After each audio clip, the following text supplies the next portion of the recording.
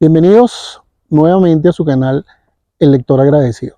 Recuerden que en la última ocasión les hablé de que habíamos visitado la sala Braulio Salazar en ocasión de la Semana del Japón. Y ahí surgió la buena experiencia de hablar sobre el haiku, ese breve poema de origen japonés que se caracteriza por la brevedad, por la concisión, pero también por tratar de ser la aprehensión de un momento espiritual asombroso. Se dice fácil, bueno, pero nos toma toda la vida. Bueno, hoy quisiera compartir con ustedes eso. Estamos aquí en el Jardín Botánico de San Diego, aquí en la Gran Valencia, y precisamente queremos en este marco de lo que sería para nosotros aquí en Venezuela el verano. Recuerden que aquí tenemos escasamente dos estaciones. Estamos en una región templada. Y precisamente el haiku tiene mucho que ver con las estaciones, que son 4. En un país como Japón tenemos primavera, invierno, verano, el otoño. Entonces, eso del tiempo atmosférico tiene mucha implicación para el haiku. Entonces, el haiku, en su origen, no es más que un poema que se ha tratado de verter a las lenguas occidentales, como el castellano, como el inglés, en 3 versos de 5, 7 y 5 sílabas, 17 sílabas. Esa es la manera occidental de hacer las cosas y tratando tal vez de cuidar esto de la rima. Pero yo les decía que el haiku trata de ser la aprehensión de un momento asombroso espiritualmente hablando. Entonces los grandes poetas del haiku japoneses, Basho, uno de los nombres más referenciales necesarios, Isa, Moritake, son en su vida fueron monjes budistas, monjes zen, concretamente monjes zen, o sea, monjes contemplativos, donde esto de la naturaleza era esencial en su experiencia de vida, buscando precisamente esa mirada hacia el interior. Bien, yo les digo que hablo de un origen japonés de este poema, la brevedad, el captar un momento asombroso y el poeta tratar de expresarlo brevemente con la fugacidad de ese momento asombroso, tratar de expresar en esos 3 versos el hecho asombroso. Les hablo de 3 versos, les hablo de la brevedad, les hablo de la concesión, les hablo de una experiencia espiritual. Entonces, hacia Occidente, uno de los primeros, en lengua castellana, uno de los primeros que trató de importar el haiku japonés, que es escrito en ideogramas de origen chino, fue el mexicano José Juan Tablada. Y él escribe dos haikus que a mí siempre los tengo como referencia. Escribe uno sobre el verano, por ejemplo, donde ese momento de calor se ve reflejado en estos versos. Del verano, roja y fría carcajada, rebanada de sandía.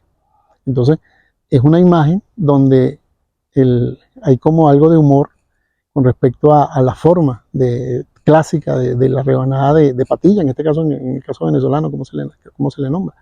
Hay otra donde la luna en plenilunio, la luna entre nubes.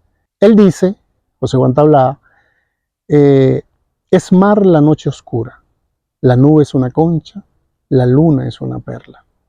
Fíjense ustedes qué imagen para describirnos una experiencia que todos hemos tenido como seres humanos, que es ver la luna de noche encerrada entre una nube. Entonces, como él hace precisamente ese paralelismo con la ostra, la perla y la noche. Este ejemplo castellano tiene un referente, como les digo, en Japón, con unos grandes maestros, donde el nombre de Basho sobresale. Y la cuestión con los ideogramas, yo les digo que el japonés precisamente utiliza los ideogramas de origen chino. Hay aquí, en los ideogramas, cosa que no se puede verter a ninguna lengua occidental, sea el inglés, el alemán, el castellano, que es audiovisual.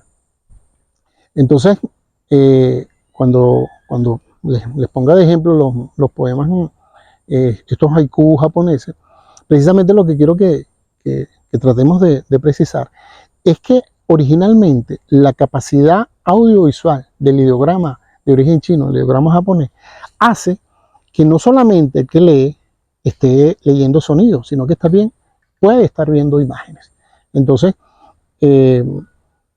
dentro de poco voy a leerles estos poemas de Bacho, uno de los más famosos, o el más famoso de los haiku, es el escrito por Bacho, un poeta japonés del periodo Edo, hacia los 1600, sacerdote budista de Zen, y donde un estanque, un sapo y el hecho de saltar ese sapo al estanque producen uno de los poemas más famosos de la literatura universal y uno de los haikus más famosos de todos los tiempos.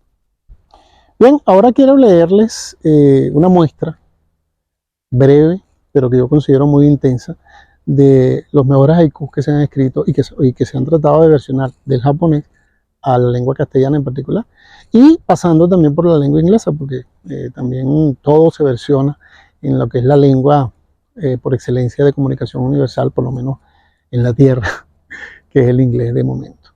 Entonces, fíjense ustedes, yo tengo aquí un libro bastante denso. Ustedes se pueden imaginar que este libro, que yo me lo consigo en una librería de viejo y que ha sido un libro para mí muy importante, se dice An Introduction to Literature, trata de la ficción, de la poesía y del drama, o sea, del teatro.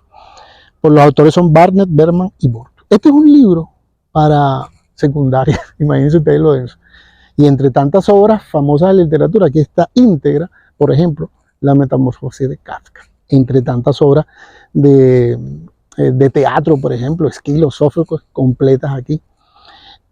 Tantos poemas de los mejores poetas universales, tantos cuentos. Están también integrados aquí como lecturas necesarias para un escolar.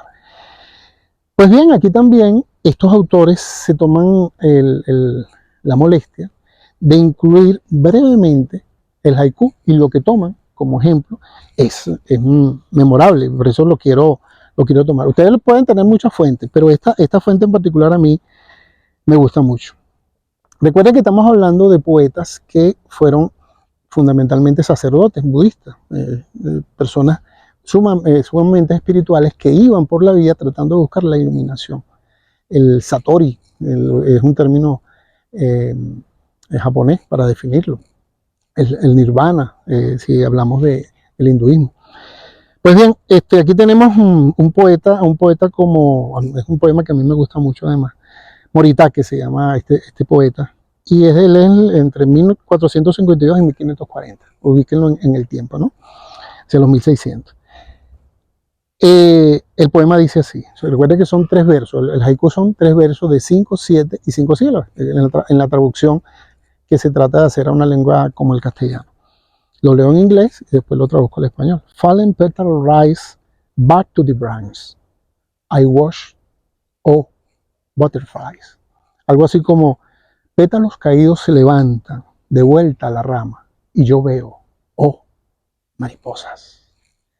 ¿Por qué me encanta este poema de Moritake, este haiku de Moritake? ¿Qué ve allí? ¿Qué vio allí inicialmente ese poeta, ese sacerdote zen, ese sacerdote budista caminando? Vio como unos pétalos se levantaban, un milagro de por sí, unos pétalos se levantaban de vuelta a la rama. Pero la sorpresa fue darse cuenta de que esa primera impresión, entonces no eran pétalos, eran mariposas. ¿Cómo trata el poeta de expresarnos en esos 3 breves versos? Por supuesto, esto tiene muchas más lecturas, pero esta es una de las posibles. Quiero leerles ahora uno de Taiga. Taiga se ubica en el tiempo entre el 1723 y 1776. En inglés, su haiku se titula Look, oh look, there go. Algo así como, miren, allí van. Look, oh look, there go, fireflies. I would like to say, but I am alone. Algo así como, miren, allí van, luciérnagas, me gustaría decir, pero estoy solo. Eso nos lo dice este poeta. Imagínense ustedes la experiencia que él tuvo en medio posiblemente de este bosque maravilloso en donde estamos en este momento. Pero él está solo. ¿Cómo comunica él ese milagro? Estas luciérnagas. Ustedes han visto cómo los niños en una noche pueden batir el monte, ¿no? Y salen muchas luciérnagas. Eso es un milagro.